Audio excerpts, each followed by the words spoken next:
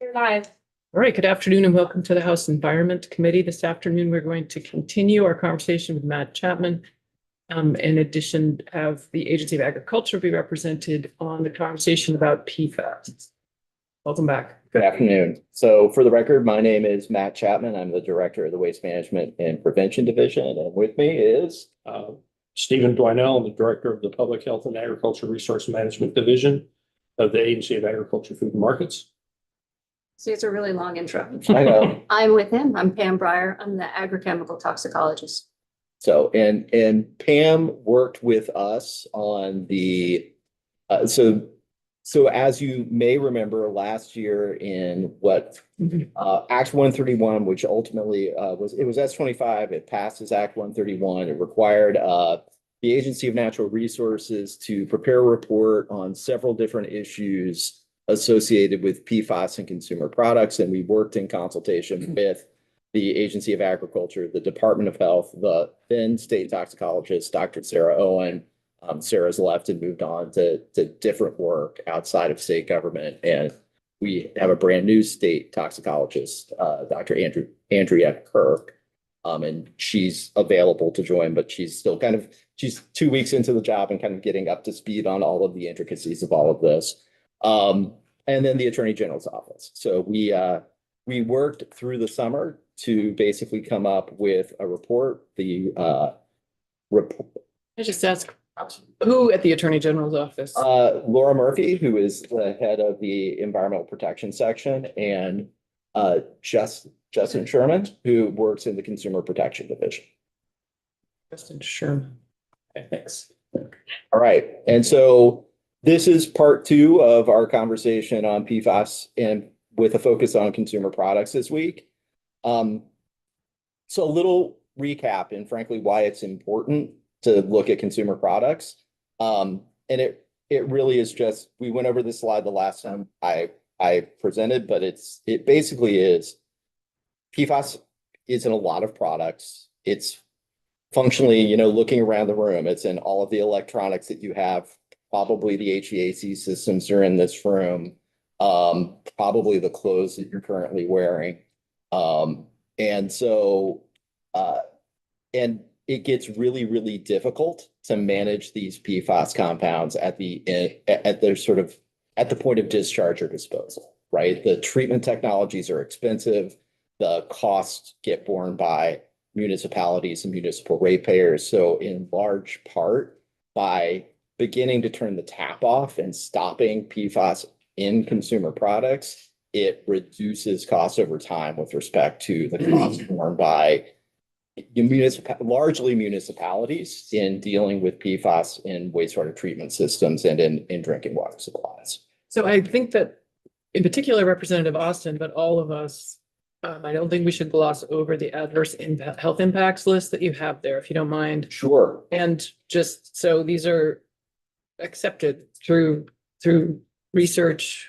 So yes, so I'm gonna loop back just a second. I apologize because I didn't include that slide, but I have it. So When you say that slide, the adverse health impacts. So it's on the list that it is on the list. So let me just middle right there, there we go. in the middle of what is PFAS. So it says cancer, immune system, reproductive. Right. So yes, these are the generally accepted adverse health outcome that are associated with PFAS. So these cancers, impacts to immune system, both the ability for the body to fight disease and then also interference with the hormone system in the body. It affects reproductive health, both from a decreased fertility and also impacts during pregnancy for women. And then there are developmental issues, low birth weight, and accelerated puberty. So the screen we're seeing now is maybe not the one you want us to see. It's not slideshow. Oh, I'm sorry. And the list is in the middle of the third slide that we have in the deck that we have right now. I see. Okay.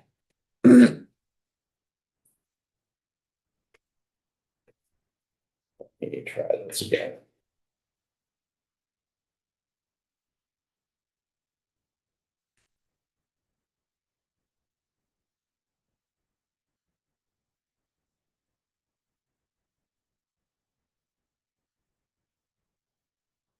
We're waiting for Matt to get his. Sorry, presentation. technology. I apologize. This is great. Should have given him. It's not. I apologize. I'm more of a Teams user than a Zoom user, so. We're seeing a very weird screen now. Okay. It's like. Want to use my iPad? Beginning, up left.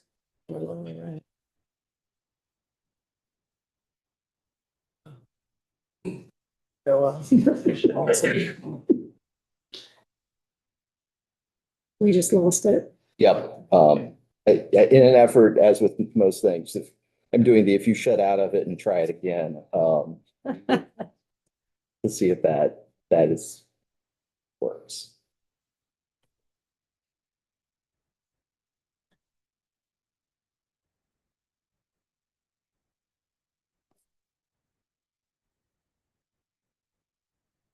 You're welcome to use my iPad. Most Thank you so of us much. have iPad, so. There you go. Um,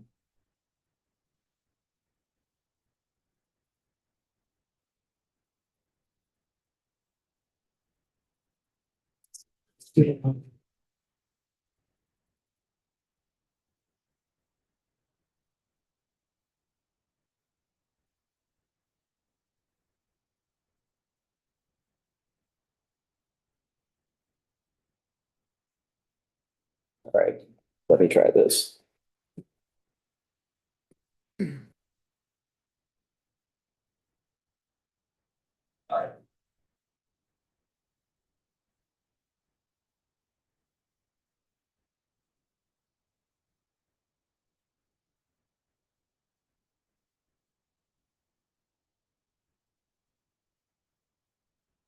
Okay, so these are the sorts of health impacts associated with PFAS. I apologize for my technology. Yeah, we have. We're all there.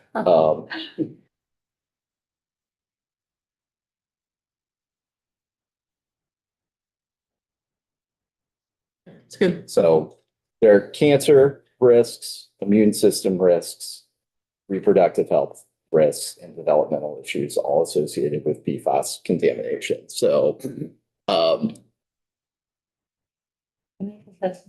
Like, how Kind of awesome. concerned are you? Because I feel like we're all, these risks are out there, but the chances are very minimal. I mean, how prevalent or where are we in the science in terms of, are we like where tobacco was or like 30 years ago? I mean, Pam, you should feel free to jump in. Yes, and I do.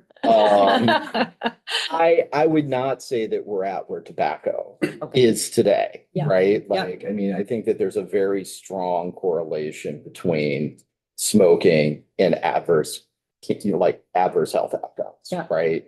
I think that so PFAS basically, they're a universe of, depending on how you define it, they're a universe of between 4,000 and 14,000 chemistries. Of those, we can detect or test for about 50 of them out in drinking water. And of those, we have, and it's evolving regularly, but somewhere in the range of 5 to 14 that we have toxicity values for. So where we actually have an understanding that these adverse health outcomes have been studied, and we have a correlation between your exposure and these adverse health outcomes. With those, I think that we feel very strongly, right? Like that there's things like PFOA, PFOS, these sorts of chemicals that have been studied fairly well and show that there are pretty significant adverse outcomes. But having said that, all of these, well, PFAS have certain persistence, accumulation, and toxicity characteristics that are similar, and that's what makes them PFAS. And so even the ones that we don't have strong data on, if they share those characteristics, we're assuming that they have adverse outcomes that are similar. Yeah, that's great. Thank you. And it's different because Yes, the yeah. human like what we know is that every single one of us, every single day of our lives has been exposed to those two that he mentioned, PFOA and PFOS.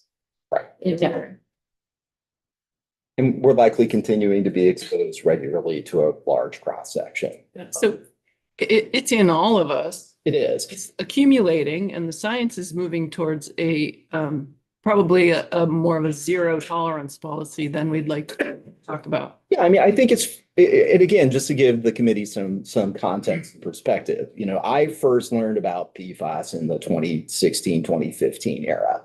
At that time, the standard, and I'll just stick with PFOA, right? The standard for PFOA was 400 parts per trillion when I first started dealing with PFAS. Within 6 to 9 months, EPA had published an interim sort of health advisory, and the EPA level dropped from 400 parts per trillion to 70 parts per trillion in 2016.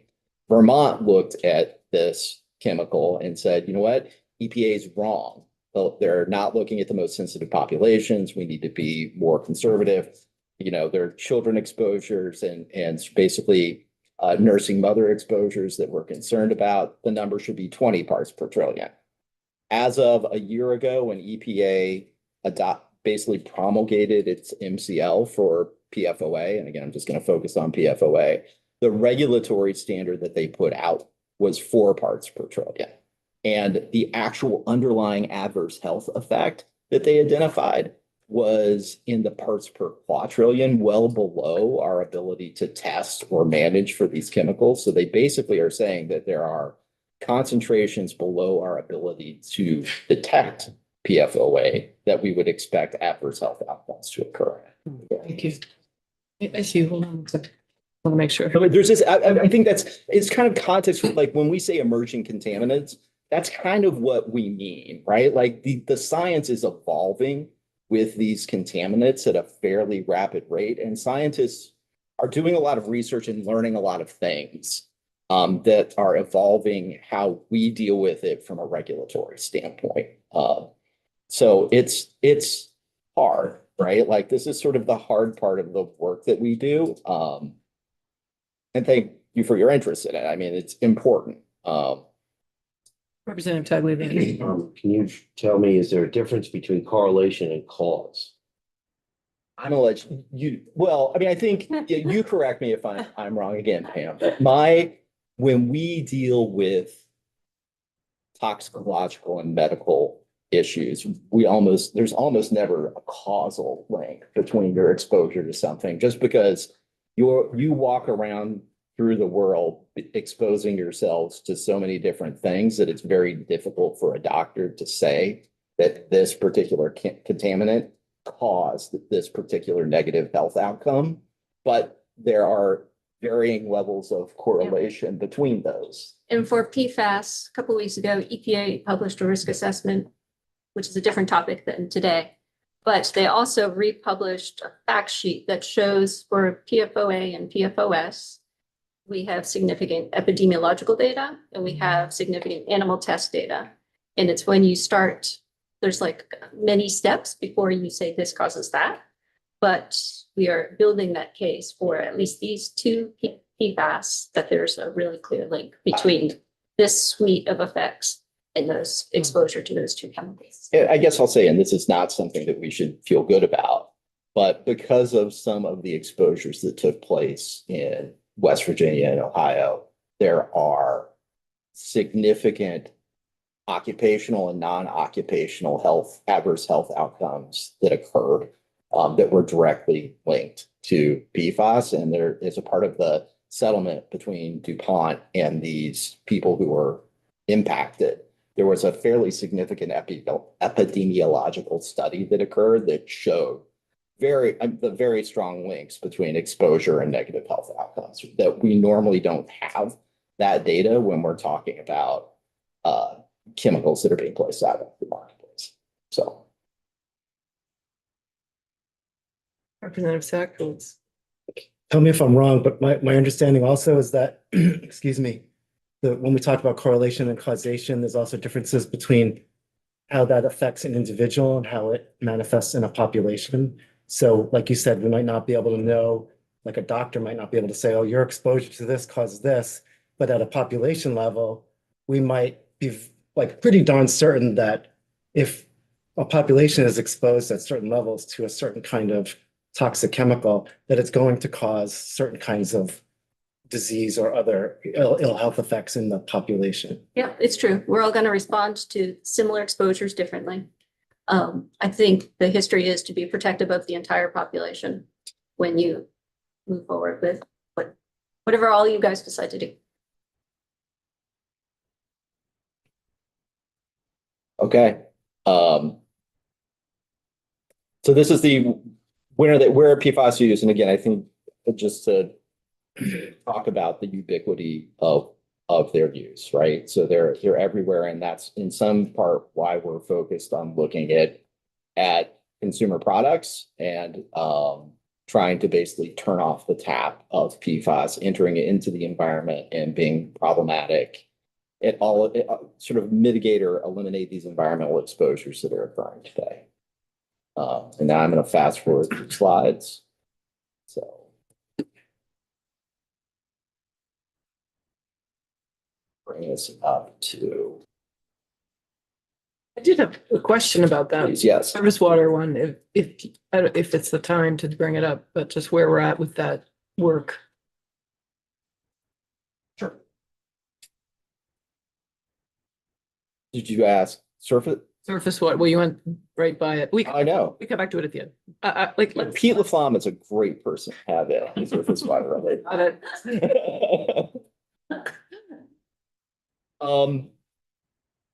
So again, just sort of recapping, we went over this slide the last time I came in, but just sort of like talking about where we've been. So we have phased out PFAS from firefighting foam, direct contact food packaging, rugs, carpets, and sort of aftermarket water resistant treatments that go on things like that. Ski waxes. And then there's a notice requirement on firefighter turnout gear. We've phased out, or we're in the process of building programs out to phase PFAS out of cosmetics and menstrual products, adult mattresses, apparel, artificial turf, cookware, incontinency protection products, juvenile products, and textiles. This is sort of included in the materials, just so if you want to link to the report, there's both a link to the report here and a link to the group's draft recommendation or draft legislation. Basically there were a couple things we were asked to look at. One was a set of common definitions, and there'll be a lot of interest in how we're defining things in this legislation. How to inform the public of risk, what agency should be responsible for management of PFAS and consumer products, and basically some recommendations on how to effectively manage PFAS. Do we have any slides? So you should, if you. So the slides we have, this is slide number 24. Thank you. Sorry. No, that's okay. And so getting to slide 26, right? So basically this report has a number of different parts. I'm going to talk about basically 3 of them. One is that we recommended to sort of expand the list of products that are getting phased out. And we recommended 3 product categories that we think are easy-ish products based on what we think are the high levels of PFAS in them and also the exposure that people are having. So we're recommending that cleaning products, dental floss, and fluorine treated containers all be added to sort of the product list phase out. You tell us what a fluorine treated container is. Want to take that one? You Yeah. probably know better than me on this one. This So was first discovered in pesticides. And so that's why I've spent several years talking about it. So have you ever picked up a plastic container and on the inside felt a super slick interior? That super slick interior is added via a process where you take a polyethylene container, you put it into a chamber, you extract the atmosphere, you put in hot fluorine gas, and it creates essentially the large fluorine molecules plug the holes in the plastic. It allows what's in the plastic to stay in the plastic better, so there's less oxygen transfer in and out. So in cleaning products, you know, when we used to walk down the aisle in the supermarket and you could smell all the floral stuff and how it doesn't smell that much anymore, that's one of the areas where they use this lining.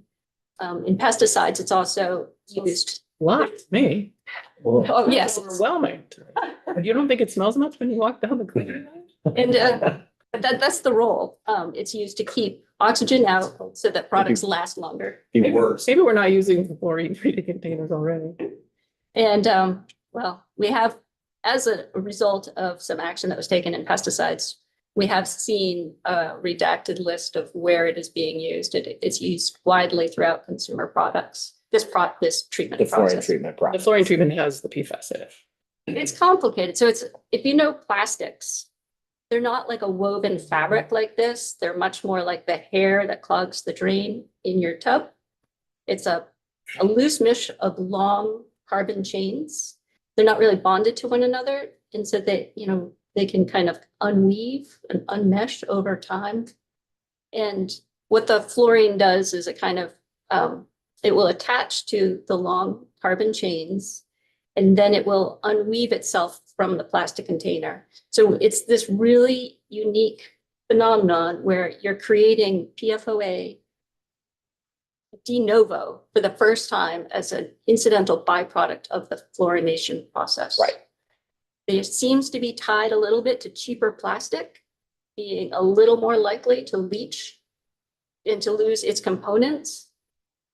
But that's all, like Matt has already mentioned, it's all very new, not very well established, but that.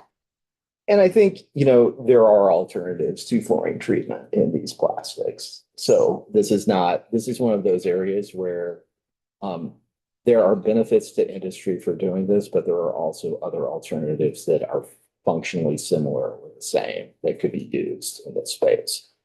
So hence the recommendation to phase out fluorine treated containers. You'll likely hear comments on it. I certainly did. So I'm going to jump into definitions, and I think so I've put the definitions up on the screen of PFAS. I think it's important to take a step back because you're going to find out very quickly there is no universally accepted definition of what a PFAS is. There are a number of different organizations that have come up with definitions that try to describe this broad class of chemicals that are out there. The one that we normally use and states have used is one fully fluorinated carbon atom. And we often inappropriately refer to that as the OCED definition, but it's actually kind of shorthand for the OCED definition, which is much more complicated. You tell us what OCED. Sorry about that. Yes, organization. Oh, actually, it's OECD, the Organization for Economic Cooperation and Development, which is a UN organization that developed this definition that has become kind of a proxy for many jurisdictions and how they use this. I will say that state agencies interpret that definition differently. So you may use one fully fluorinated carbon, but what chemistries state A thinks meet that definition. State B may not agree with that and have a different list of chemistries that they think meet that definition. So, one of the other challenges that we have found with that definition is that it's overbroad. So it includes things that there are chemistries that have one fully fluorinated carbon, but don't share the, I'm going to call them PBT, but persistence, bioaccumulation, toxicity characteristics that PFAS normally have, right? They meet the one fully fluorinated carbon, but they don't act like we normally consider PFAS. Okay. So this was a long conversation that the work group had amongst ourselves. And I think it's fair to say that the former state toxicologist, the current state toxicologist, and Pam all agreed that we should move away from the OECD definition towards what I have up here, which is basically it's the TSCA, the Toxic Substances Control Act definition, which slightly modified.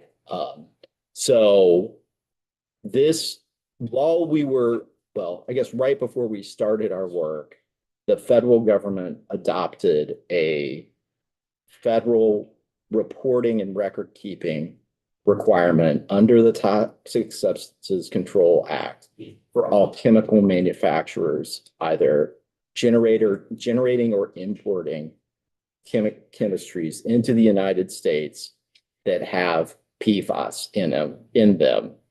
And they defined PFAS by the chemical structure associated with that chemistry, right? And so it's a complicated definition. We included it by cross-reference here. It also, what we are proposing allows the ANR secretary to add or remove certain chemicals based on whether they're toxicologically similar to PFAS. So I just said a lot. You said a lot. And so now I'm going to stop and just like, is there anything you'd like me to dive in and get more clarity on? I guess, is there a way to distinguish them more simply? Yeah, in English. I mean, not that wasn't, you know what I mean? Oh, no, I do. I mean, this is, so. Maybe can I try and say back? Please do. I lost- Yes. Didn't follow directly, but what my understanding is, the current definition is fairly inclusive. And perhaps by the structure of our statute would maybe engage us in regulating things that we can't regulate right now because they're federally regulated and or we don't want to for, I don't know, maybe reasons I haven't heard yet. And that this newer definition narrows that.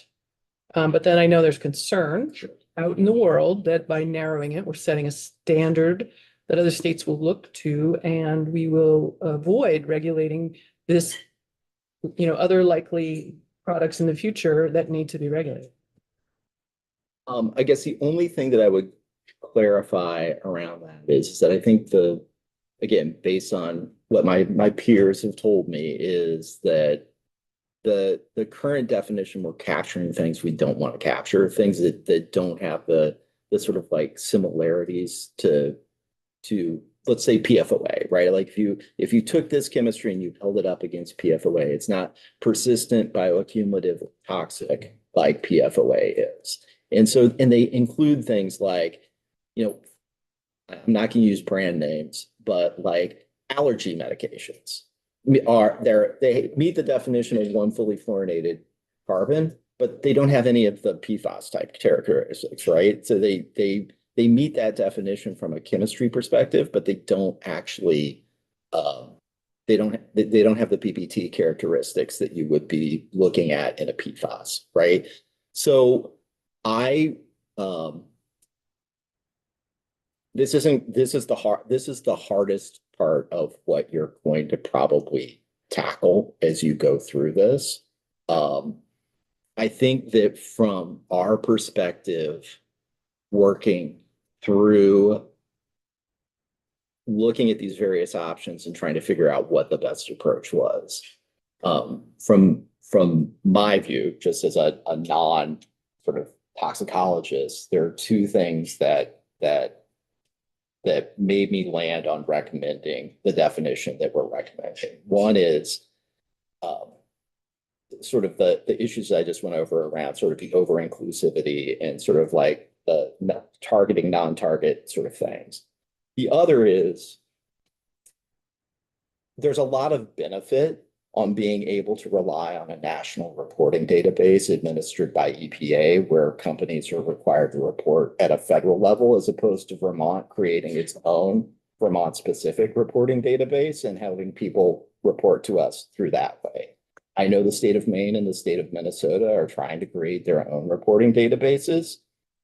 I feel that with the federal definition, we can rely on that federal TSCA reporting database and have a robust and effective program.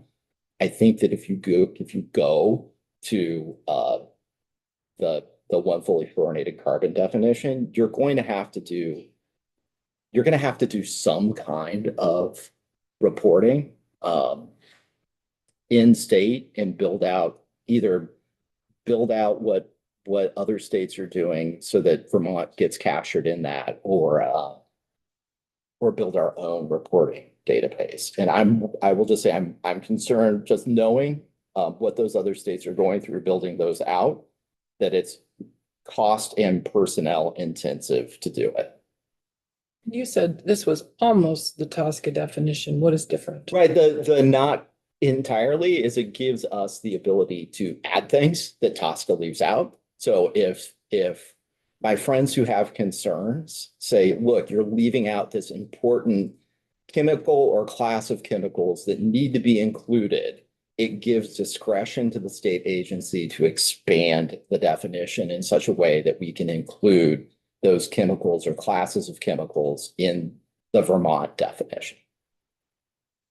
But doesn't that continue the whack-a-mole rather than the inverse?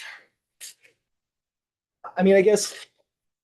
Do you want to jump in here? I mean, I think Yeah. that, I mean, I guess I'll just say, I think that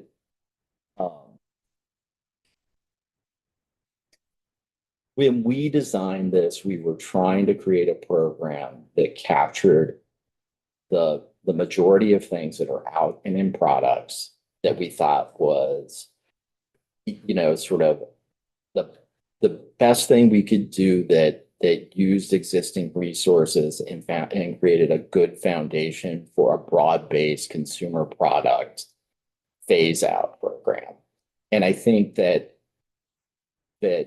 you can either go narrow and I wouldn't even say this is narrow. This captures a lot of PFAS containing material. You will have people in and say that there are certain things that you would like to see regulated that are not. You can either go here.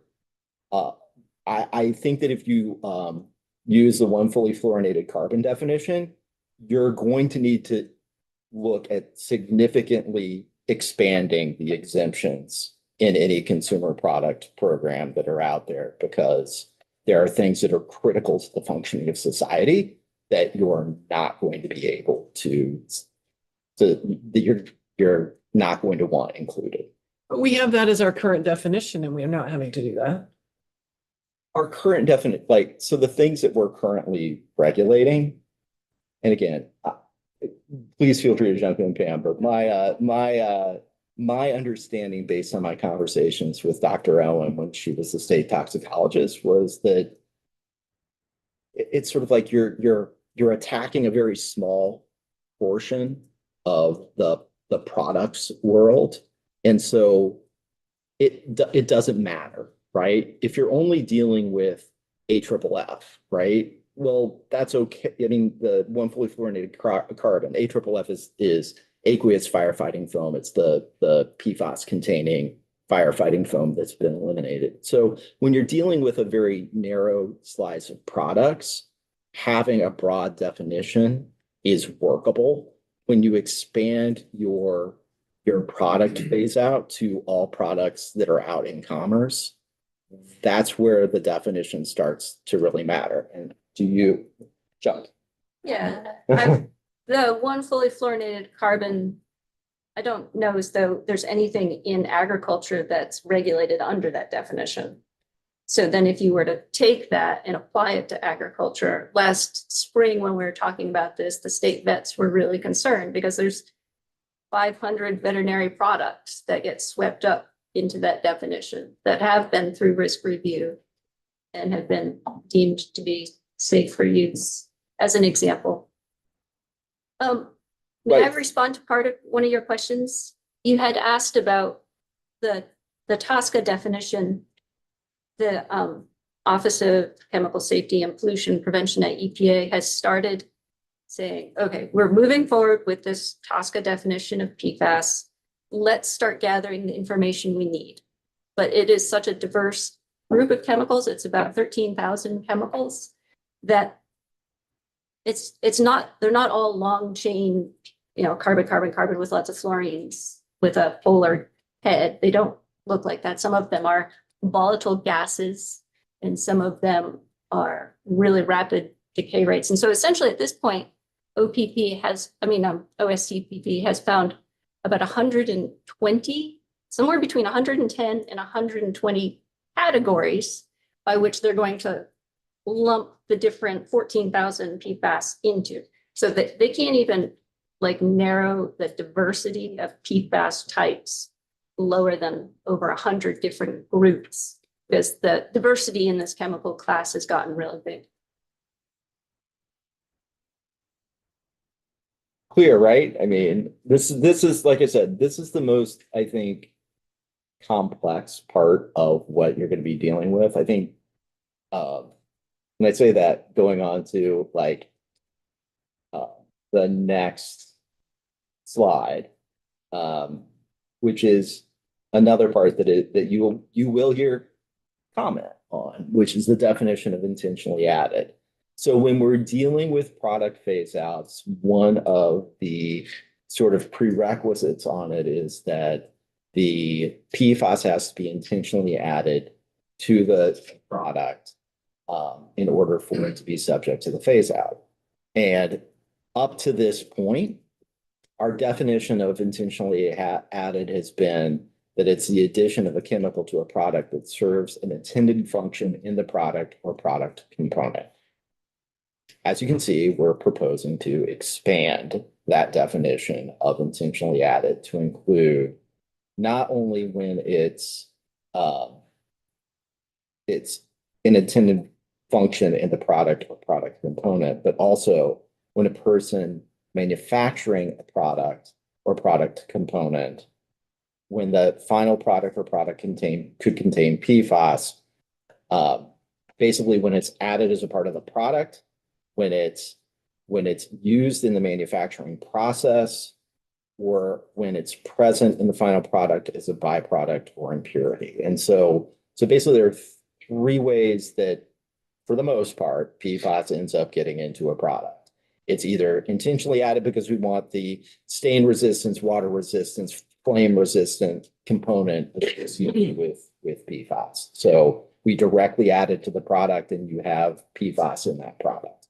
But it can also be used in the manufacturing process. So for example, you're creating AstroTurf and you want to push that little plastic through and have it extrude out of a molding sort of device. Well, they spray the molding device with a PFAS product so that it doesn't stick as it moves through that manufacturing process, and it ends up in the ultimate AstroTurf product when it comes out. So that's not just limited to AstroTurf. It also happens in a lot of plastic and paper and other sort of manufacturing processes where you have molding or something where you're trying to create a mold and get a product out of it. And then lastly, the one we just talked about was the byproduct, where you have a cleaning product in a fluorinated treated container where that container is a byproduct, or somehow there's a degradation or breakdown of a product or a precursor. So the other thing is we introduce a new concept here, which is It's not just a PFAS, but also a PFAS precursor. It's a PFAS precursor. So say you know what? Why don't you explain, Pam? Because now we're in chemistry and I will admit I have a black. You have a law degree. Yes, so exactly. So why don't you explain what a precursor is so that, This introduces a novel phenomenon in just thinking about chemical regulation. Because we now can see, once you release these PFAS ingredients into the environment, give them some time. Now, sometimes it's going through a sewage treatment plant and there's microorganisms. Sometimes it's for unknown reasons, but you're getting PFAS that had broken down into their component parts, recombining into different shapes. And it's wildly uncharacterized. There are some patterns that are emerging in the literature saying if you have PFAS A and PFAS B, they break down to A, B, C, D, and G, that you can create B again, even though it was not maybe necessarily one of the original components. One of the things that's, I think, the harder part of this is we've been talking about PFOA and PFOS. Those are two with really well-recognized toxicity profiles, and those are two that can be recreated in the environment through essentially time and the right conditions, if you have the right precursor chemicals in that mix. Representative Tyler Bean. I think I had a couple of questions answered, but then I got a couple more. There will be a lot of questions and time for that too. The idea that, like the example you use with a plastic bottle treated, somebody wants to sell a product, they buy the plastic product. Is that going to then need to have a warning on it that it might have a PFAS precursor? And the other question, got a couple, but that's the one that's most important is these are classified as forever chemicals, but I think you just said that they can break down and then recombine that. How are they then, why are they called forever chemicals? Because they seem to be changing. We shoot ourselves in the foot when we talk about PFAS. We are very general with the word forever chemical, and we're really general with the word PFAS, right? So we have some PFAS that cure cancer, and we have some PFAS that cause cancer. How can that be, right? We have some, depending on your definition. So like, I would say one thing, if you never see me again, is as you move forward with your conversation, say PFAS, I'm talking about the 5 regulated PFAS in Vermont, or this group of PFAS of concern, or, to really start honing in on when we're talking about something, be really specific.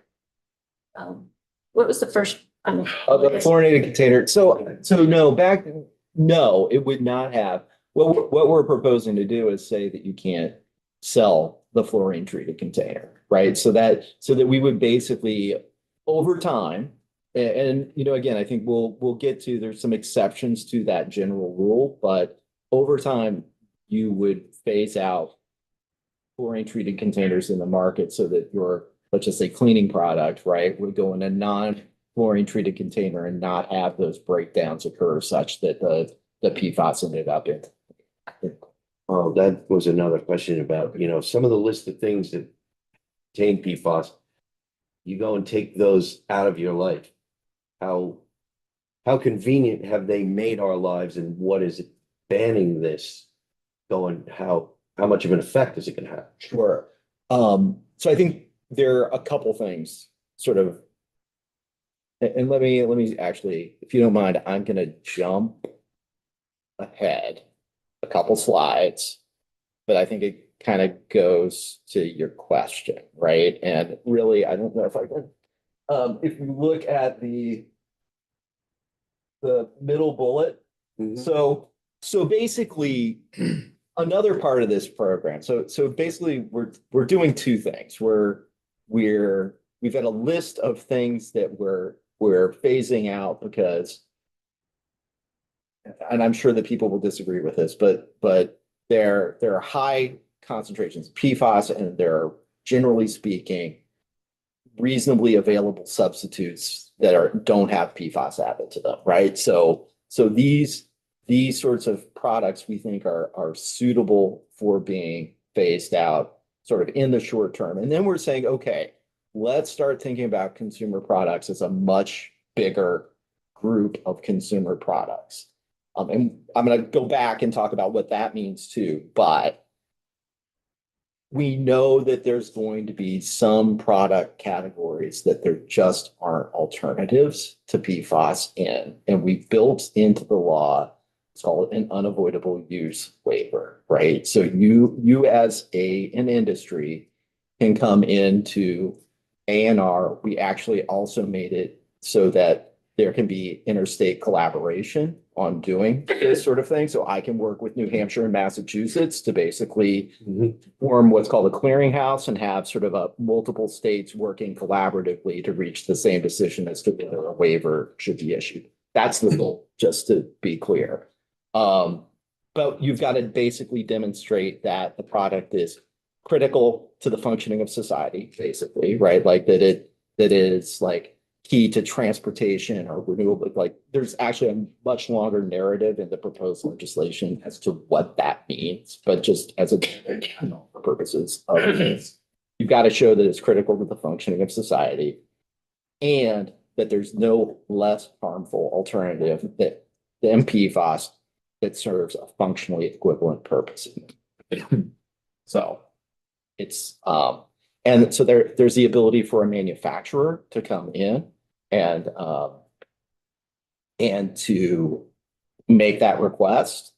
The agency also granted itself, this proposes to let the agency say, okay, we know PFAS is in electric vehicle batteries. It is. And that's critical to our renewable energy future. We're not going to ban EV batteries.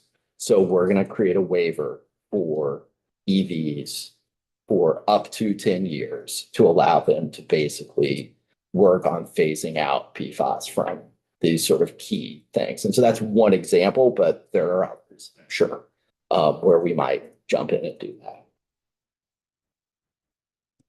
that. Representative Sakowicz. Are there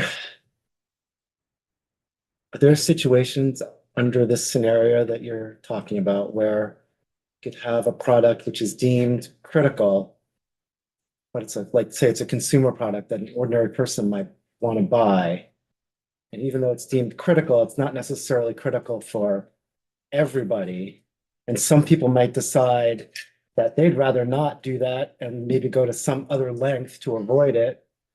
Is there some way that we can identify those? Would that exist? And if so, would we be able to have that identified so that people can make that choice? So if you don't mind, can I Yeah, we can keep roll through this and Yeah, come let's roll back to through. that I question? think it's time for rolling through. Okay. All right, I'm gonna go to consumer product. So we proposed, so this is the other sort of big bucket that we were asked to come back with a definition on. To some degree, it's tangible personal property distributed in commerce for personal, family, or household purposes. It also includes things that are normally used by households but sold to businesses. For example, commercial carpets or commercial floor waxes. The consumer product does not include complex durable goods or food. And then the definition of complex durable goods is basically a product that has 100 or more component parts. And I'll just share, for example, an airplane has 25,000 on average component parts. When Maine started to implement this, they asked the state, do I have to certify all 25,000 of those component parts are PFAS free? Maine, I think at that point started looking to change their law. Right? I mean, that's, I think, the challenge on the implementation side. So this is again, it's intended to be the first meaningful step into our efforts to look at PFAS more broadly than just sort of a list of products, right? But acknowledging that there are some things that are really hard, planes, trains, and automobiles, right? Like where we don't have a solution. I can't tell you how we're gonna go about getting the automobile manufacturers in the United States to certify 12 to 25,000 component parts are PFAS free. It is a report back requirement in the legislation. We're going to look at what Maine's doing. We're going to look at what Minnesota's doing. We're going to continue to sort of work on it ourselves. But I don't have a solution for, frankly, how you rebuild a computer without using PFAS containing components. You do know you followed beavers this morning. I know you're wishing you could go back to beavers. I know. Very good. All right.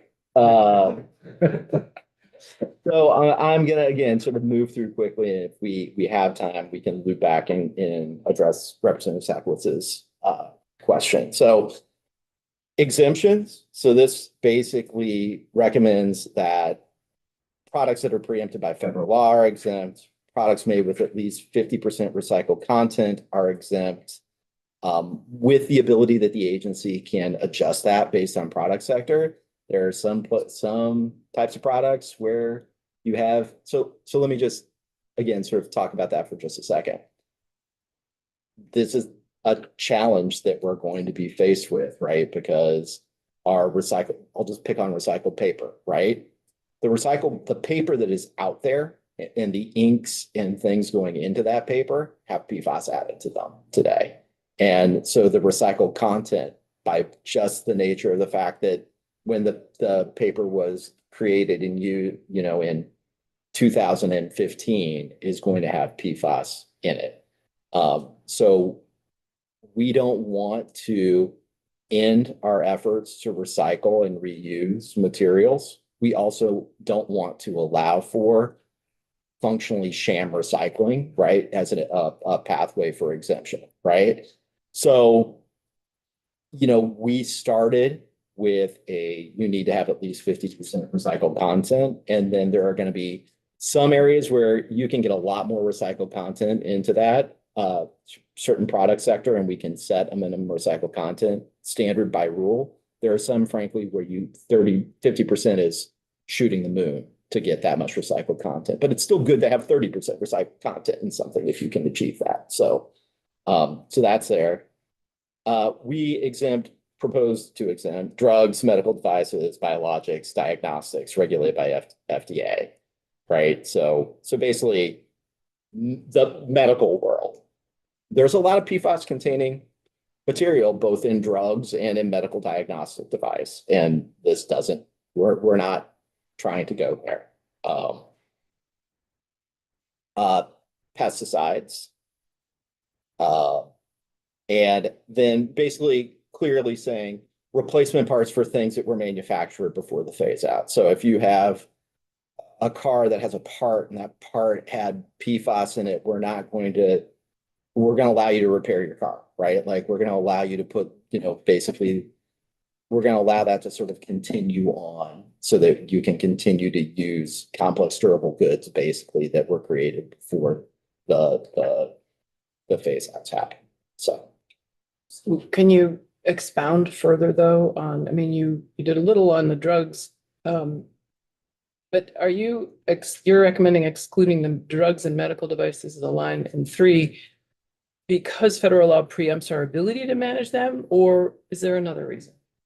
Well, I think both, right? Both so there's also a long section in the report on our authority to deal with basically things under the sort of federal medical preemption provisions.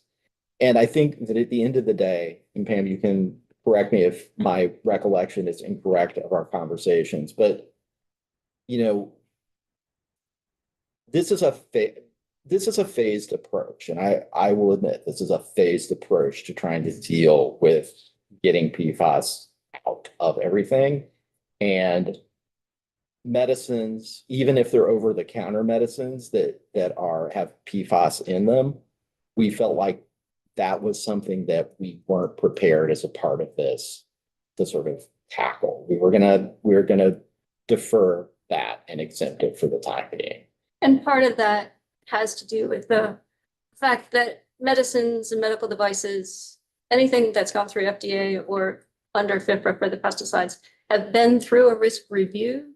So it's not going to be a human health threat as used. There's two parts to the PFAS discussion, as you guys are figuring out, guys and gals, apologies. One is the human health risks and the toxicity, and then the other one is the environmental contamination due to the persistence. And those two aspects both come into all of our conversations about PFAS, but this exemption really gets to that both pesticides and drugs have been through a thorough regulatory review program that has looked at various levels for human health and environmental persistence. It's also similar to how the EU is moving forward with their proposal for their broad PFAS ban. Is those things that have already gone through a regulatory review are exempted from the upcoming prohibition. But I guess because of the history of the changing understanding of levels of exposure, the review those products went through, many of them would have been well before we had a clear understanding of how toxic some of these chemicals are and their effects on us. And then I also wonder about, like in the agricultural sector, the lifetime of a domestic animal that's used in agriculture is significantly shorter than a human, and maybe there's a different level of risk that's acceptable, but that chemical still now exists in our water and in our systems. So can you address those two thoughts? One is the timing of when those products were tested, and the other is different standards for an agricultural product that could still bioaccumulate in us eventually. I can speak better to the pesticide portion of it. We can have Andrea Kirk come in to cover medicines. One of the reasons I'm really comfortable with this exemption for pesticides is that in order for a pesticide to make it to market, a whole bevy of tests take place that don't take place for chemicals in floor cleaning products, for instance. So there is what EPA refers to as the Part 158 database. And just to take cancer as an example, the jargon is that PFAS are associated with cancer.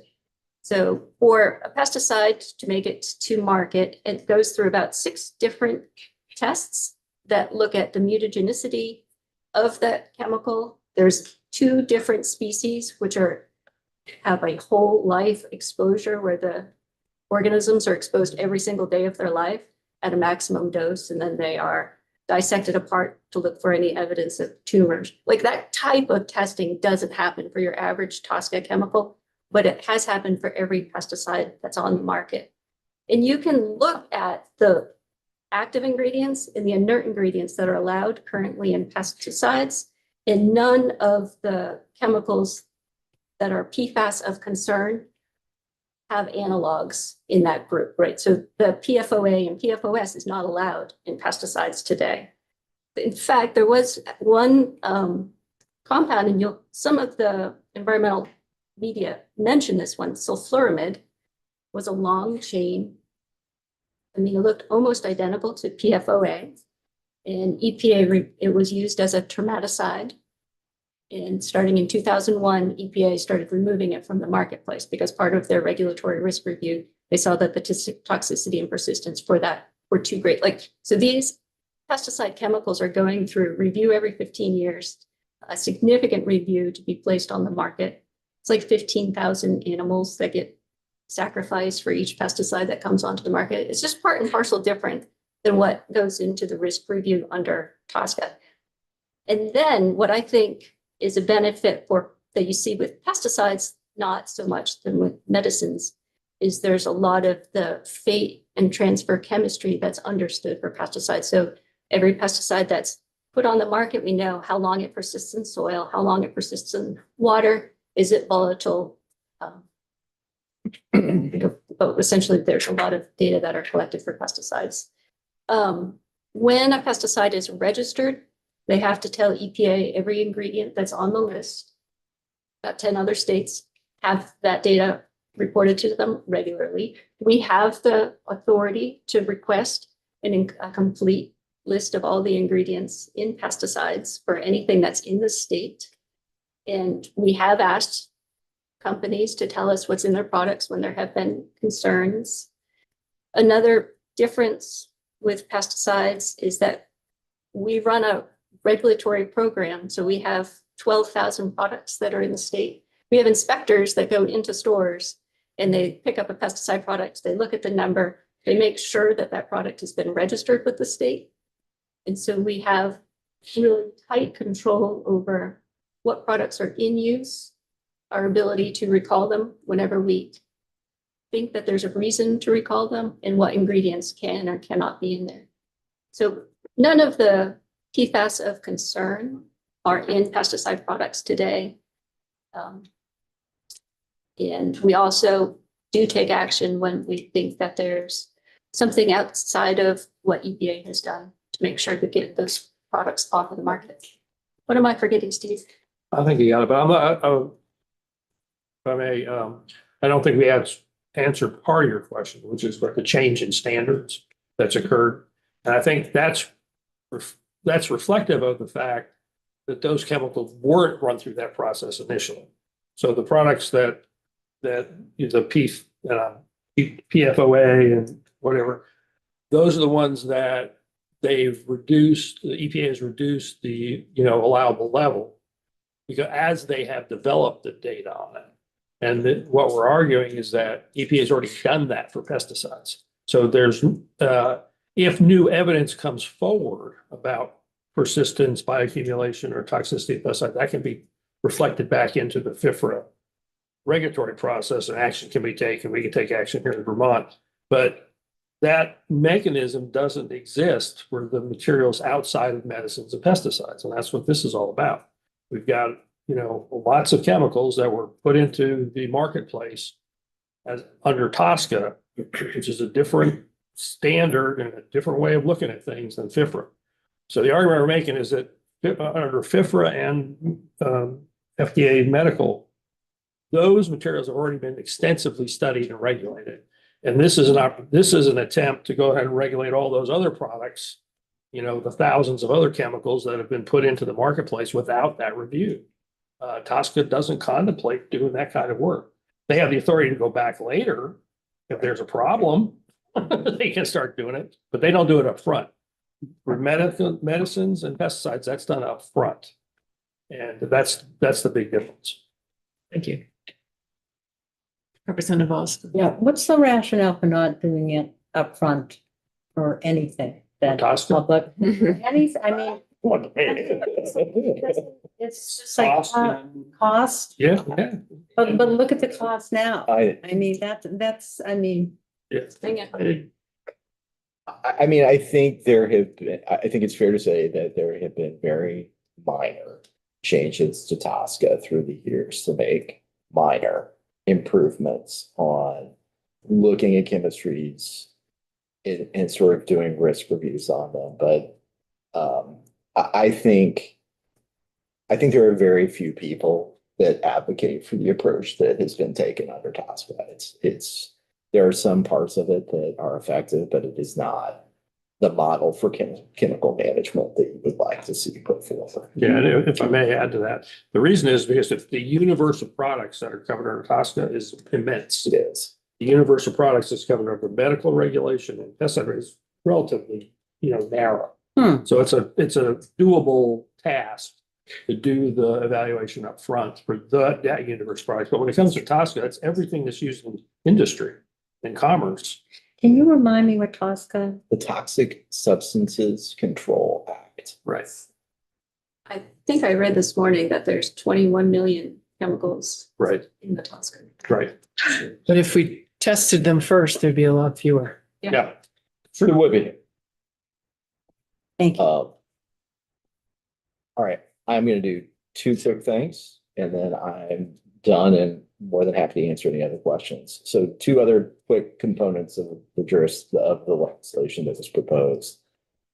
One is it proposes on the effective date for the broad-based consumer products phase out to have we don't use this very often, a trigger, right? So it would say when populations with laws that are substantially similar, and it defines in the legislation what that is, if passed laws, when basically New England jurisdictions with a population of 15 million or more pass similar laws should go into effect. And again, part of that is, an acknowledgement as, Vermont, a relatively small state, that we're going to need some help by our other New England jurisdictions to administer some of the waiver programs that are contemplated. 15 million? Mhm.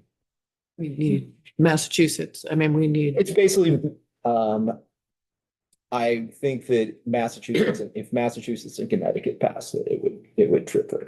and who is your, I wanted you to talk a little bit about your regional work. Mhm. And so who is this? So sure, I will say, so I am a board member of an organization called the Northeast Waste Management Officials Organization. It's NOAA. It's basically all of the waste directors around New England and sort of the sort of mid-Atlantic states. So it's Maine, Vermont, New Hampshire, New York, Massachusetts, Connecticut, Rhode Island, New Jersey. Let's see, am I missing anyone? I think so. And obviously us. So we, as a board, we're working through similar issues. And we had a set of model legislation that we came up and developed. This is similar, though certainly not identical to what was proposed by the NOAA. And this is the group that you'd be looking to get this critical mass. Yeah, I mean, so they currently have, they are actually helping the state of Minnesota with their IT work. So sorry, NMOA. So they have a clearinghouse for toxic products, like sort of like a registry for toxic products that Vermont is involved in for children's products. So our children's products, I can't remember exactly what the name is, the children's products of high concern, the toxics that don't have to register. We've contracted with a sort of sub-affiliated organization that's with NMOA to administer that IT program. Minnesota is joining in and doing something similar for their PFAS registry. But to be clear, for our previous PFAS bans, we didn't have this trigger. We didn't, but again, our previous PFAS bans, we didn't have an essential use waiver. So if, again, I think that this all goes back to, if what you're going to do is continue down the path that we've been going down, right? Which is sort of creating a list in statute of very specific product sectors, cleaning products, dental floss, fluorinated containers, AFFF. You don't need to worry about this, right? You don't need to worry about having an essential use waiver.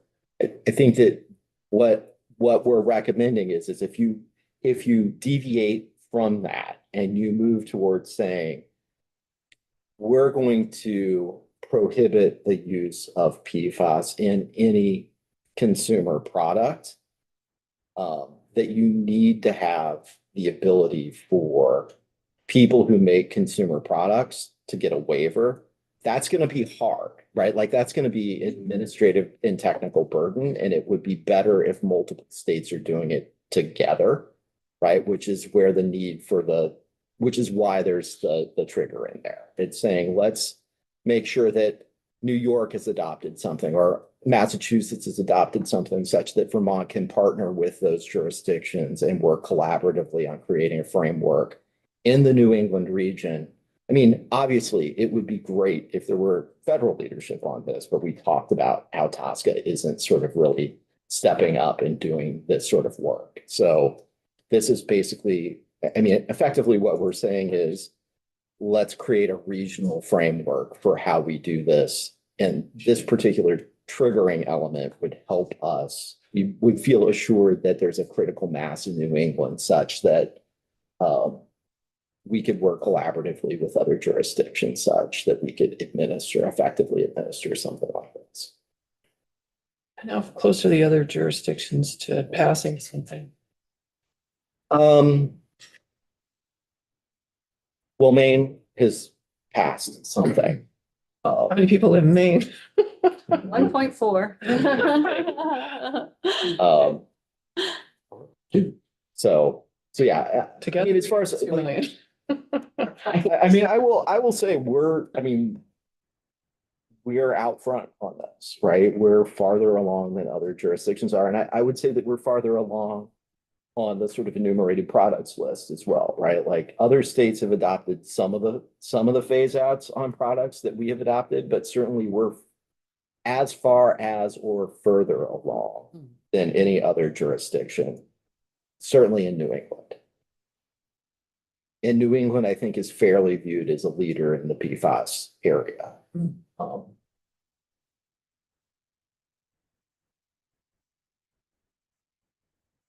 Okay, you have another slide. Last slide. I'll just make it simple. You know, that we were asked who should administer the program, and basically the Agency of Natural Resources is raised its hand and said that, and I'll say I have been able to identify both the personnel and the budget internally within my division to basically take on the sort of tasks that we're looking to implement here. Because we're not close to the 15 million yet, or? I mean, I think we may have to look at resourcing when we hit the 15 million, but I mean, I think that there's a set of pollution prevention, emerging contaminants, and product ban work that I think is critical for the state to take. And I think that, it's a priority of mine as a director, and I have some degree of discretion within my own sort of like universe to sort of prioritize the things that I think are important. And I think that we as a state need to continue our leadership in this area and try and go as far as we can go to both frankly help small businesses who don't have dedicated environmental compliance officers comply with the laws that exist today on these types of PFAS. I think I should probably share, right? Like, we've been talking about this, sort of globally, but it's hard for businesses to fully appreciate and understand the chemistries that they're using and whether, this chemical that has a long brand name associated with it actually meets the definition of what is a PFAS, right? And again, I think that's going back to the definitional area. It's one of the reasons why we feel pretty strongly about using the EPA definition. I mean, I worked over the summer with a large multinational corporation who was having difficulty obtaining information from its suppliers on whether some of the inputs into its process were PFAS containing chemicals or not. And their suppliers just refused to tell them. So this isn't easy, right? Either for regulators or for, frankly, some of the businesses that are out there to implement it. And we're trying to build out a framework to make this as implementable as possible for the people who are going to be working within that framework. Thank you. Welcome. Members have further questions? Representative Sackovitz? Yeah, I'm not sure we ever quite Oh, yeah. got back around. Oh, let me, and part of the reason I wanted to wait to the end is because I'm gonna. PNRs be responsible for providing information regarding PFAS-free alternative products. Yeah, I mean, so part of what we intended to do with this was to also provide a clearinghouse for the public to basically have, to check the existing, there are people who certify PFAS-free products. We want to make sure that those are reputable and that we would be the ones who end up sort of saying, this is the link of products that are PFAS-free products. So. I've been getting broken links right and left today. So, um, so basically in the draft legislation, there's a much longer definition that goes, so looping back to your, Are you looking for the I legislation? was, yeah. You have that with you? He's in the middle of Thank answering you. the question. So there's a much broader sort of like lengthier, that was my shorthand for it. Thank you, Steve. Is this on the draft level? It is, yeah. That link's not working. I know it worked. We must have changed our website or something. So I will go and actually update that, but,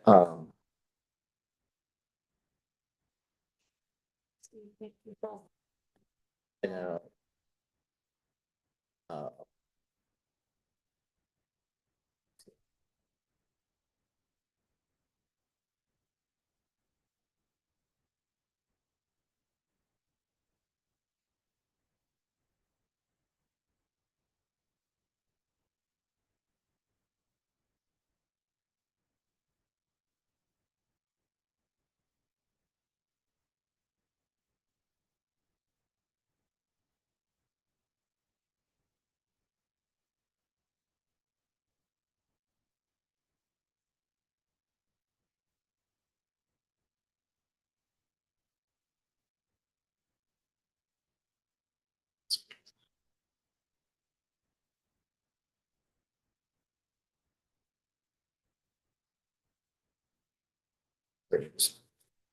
So in order, rather than saying it's significant to the society, what it actually says is that the product or product component, if unavailable, will result in a significant increase in negative health outcomes and inability to mitigate significant risks to human health or the environment, or significantly interrupt the daily functions upon which society relies.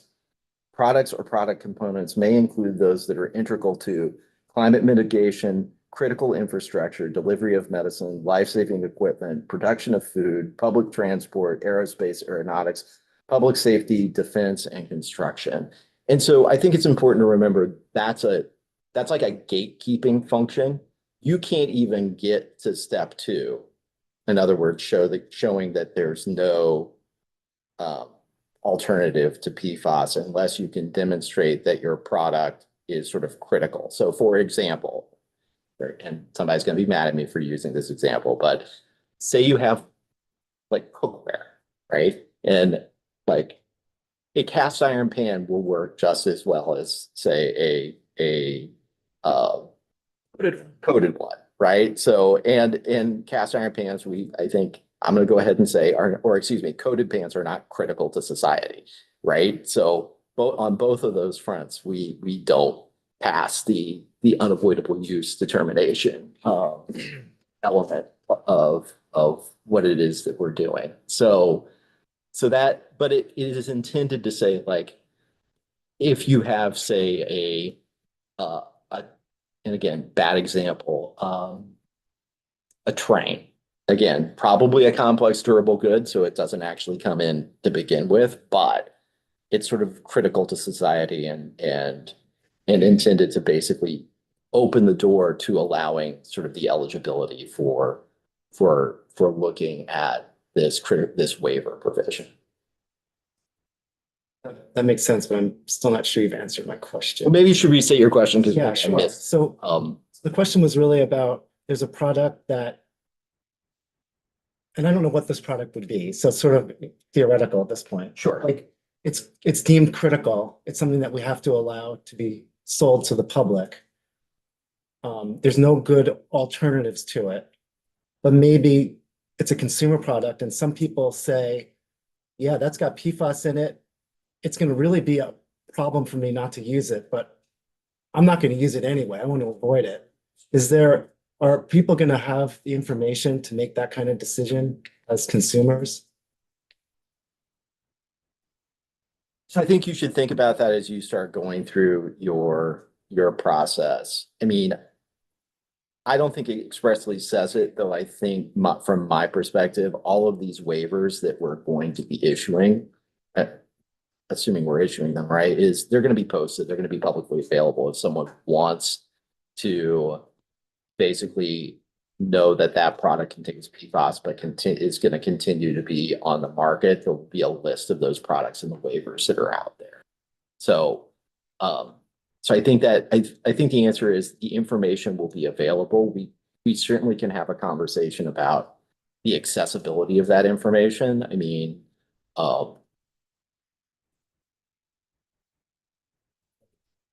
A little bit. Yeah. Getting back to the recycled parts, and maybe you touched upon this and maybe I missed it, but it strikes me as though we could easily have, you know, products that contain more than 50% recycled content. And I understand the reason for this, because it makes that, I mean, that makes a lot of sense. But like if it also then contains like high levels of PFAS, we'd still want to keep it out of the public's sphere, right? I mean, even though it has the benefit of being recycled, how do we weigh the benefits for recycling versus human health? well, I mean, I think that is the challenge. We made a sort of policy recommendation that when you're taking a historically created product and recycling it, that we're going to kind of let that go. With that, we're going to say that the benefits associated with recycled products outweigh, and basically reusing those outweigh the risks associated with the residual PFAS in them. That's a policy recommendation that clearly you can apply judgment and reach a different conclusion on, right? I mean, the alternative is that you're going to be going and you're going to create virgin products that have another set of challenges and issues, and those products that would have been recycled are going to get disposed of, which creates, I mean, PFAS doesn't go away, it just ends up in the leachate, right?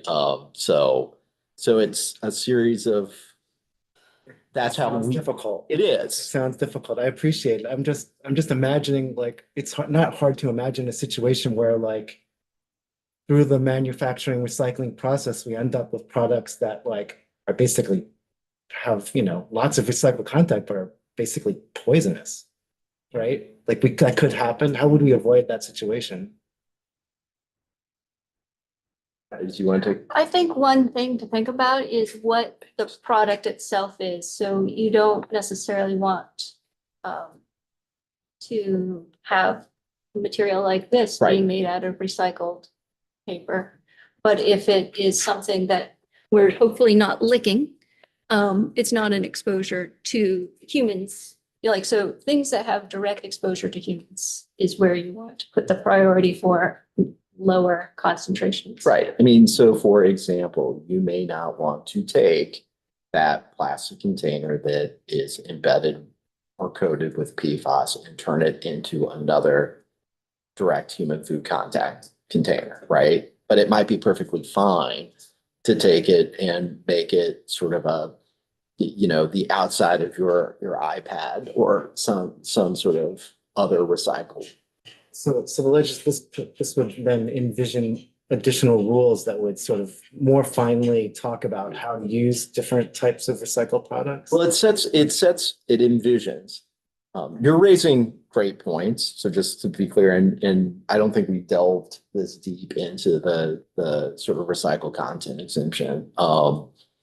You know, I think that you certainly could direct the agency to go through rulemaking and provide guide, sort of like either clarify the scope of what this is or provide guidance as to, you know, maybe you want to prevent human exposure through the use of recycled content. And there are certain things that we could say you would want to, that you should, right? Yeah. Thank you. Representative Austin, then Yeah. Tyler Levy. So I just quickly on a bottle, would it say when you look at ingredients, would it say what would it say? Would it say the chemical name or would it say, I mean, how would the public know if they were looking at ingredients that it contained PFAS? So he skipped over one of his bullet points on the slide show about labeling. I did. And it was at, really, I think it was Sarah's one of her favorite parts, but labeling was part of the initial ask from the legislature last year into looking how to do that. And when you look at how the public interacts with labels, there's already, we're trying to get people to make the right decisions. But we will literally have, this has PFAS, this contains PFAS on every surface of every textile, every article that we would touch. It's not an underestimation to when I look around this room, it's the treatment on the carpet, it's the sealant on the wind, it's in the paint, it's the insulation, it's the vinyl. Like as a consumer, you're gonna be like, whatever. I like pink. I'm going with pink. So it's not, I mean, I make those kind of choices, right? And I try to follow those kind of labels. But It's everywhere. it was And I guess, overwhelming. and I guess I would go back, like, you probably, you as a consumer today are probably not gonna know your product has PFAS in it, right? Except when we're talking about when you purchase something that is actually a chemical product itself and you see something like fluorosurfactant or fluoro. I was at a sporting goods store and they have monofilament line, but it's like, it was just fluoropolymer. Yes, fluoropolymer, yes. I was like, oh, I took a picture of it. Yes, I have seen that as well. Okay. Like fishing line often will just, Yeah. they're very happy to talk about how they're a fluorosurfactant. Yes, they are. So, Representative Taglevian. I think this goes to Representative Shackleton's question. Do we have any evidence that in the recycling process that PFAS is actually magnified? Does it intensify the content in recycling? Yes. Or it does? Well, I'm gonna give you one example out of compost. You think about an a smokestack that's, you've got PFAS coming out and raining down on a neighborhood and it's accumulating on a lawn and you sweep up your leaves. That's a large volume of leaves. And you would measure the PFAS concentration, it would be low. You're gonna then go compost it and you're gonna like shrink that volume down. Thereby you're increasing the concentration of PFAS. You're moving it from one spot to another one. That concept of just how you change the volume of your product and how that changes the concentration. If you then take it and spread it out over a giant area, then you've diluted your problem too. So I don't know if that really gets to. I was thinking more like recycled paper products or recycled plastic. I don't think we have good data to say that it magnifies. I don't think in the recycling process you have the same sort of what happens in, say, like the composting process taking place from recycled paper, for example. But I will say don't have good data as far as that goes. You again. Not seeing any further questions. I'm sure there will be more, but thank you all for joining us today. Thank Sure, I'm happy You- to be back as the committee works through the Really? issue. You have one- Well, really, I guess I would say I really am, and I guess I'd just say, as you work your way through things, and it's just incredibly complicated, right? And one is, I think all of the agencies are more than happy to be a resource. And I think it's also important to understand, at least as we went through this, there are lots of things that are sort of balanced against each other, right? So, for example, I'm very comfortable expanding the definition of intentionally added with the definition of PFAS at the federal level, because some of the things that we're including in the expanded definition have to be reported on as a part of the federal reporting requirement. So again, I'm happy to talk about how some of these things, as you sort of like, this was sort of like an overview. As you start going through and going in detail through your walkthrough, I'm happy to kind of talk through some of the thought process that went in sort of at the micro level of the legislation itself.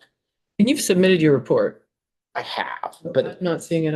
you know what, I may resubmit it again where I just tried to get it and it died That would on. be great. It would help I'm- Monica if you resubmit it and then we repost it.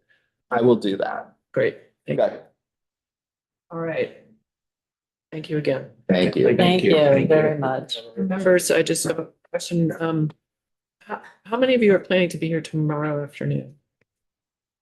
Or I should, who's not? You're not. I'm just busy after 2. Yeah. But everyone else will be. Okay, we'll stick with the schedule that we have, which is actually to have Michael O'Grady in to walk us through that proposed legislation. And if you have a spare moment tonight, we'll get that report up and resend it to all of you if you're interested in looking at it in more detail before we look at the legislation that this group is proposing with our own council. But with that, we will put a wrap on this afternoon.